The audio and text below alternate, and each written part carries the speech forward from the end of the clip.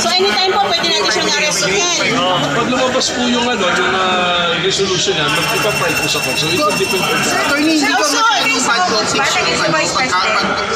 Sir, mag-file po kayo sa Ombudsman? Complaint against the Vice President? Ano yung sino ko din ito? Kasi kayo magpa-file ng complaint sa ombudsman. Ano po yung file na complaint na nandun po muna tayo sa criminal case muna na pinag namin sa DOJ. So we are waiting for the resolution.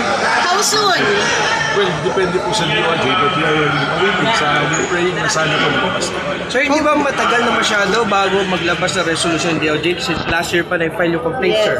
Well, may procedure po sila and I cannot speak for their procedure. Attorney, hindi ko ba bad optics or bad option na baka makasuwarit makulong si Vice President Sara Duterte sa kanyang mga supporters? That is a political question that I rather not answer. Pasensya na po.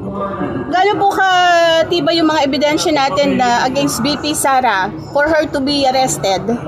Wala pa po tayo sa arrested. Yung kailangan po muna may resolution po yung Department of Justice.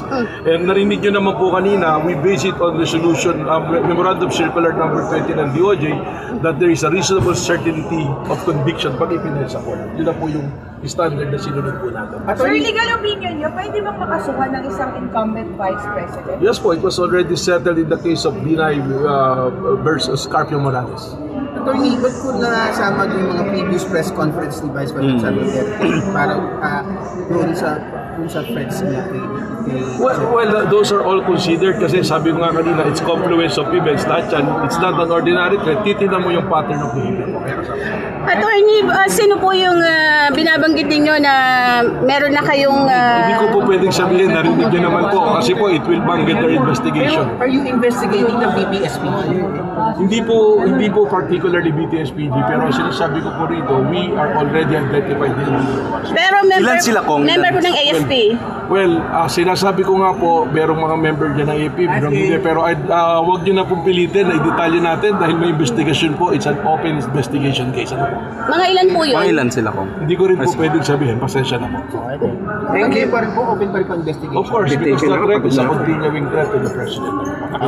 Thank you. Thank you po. Thank you po. Nakangalay na po. Thank you.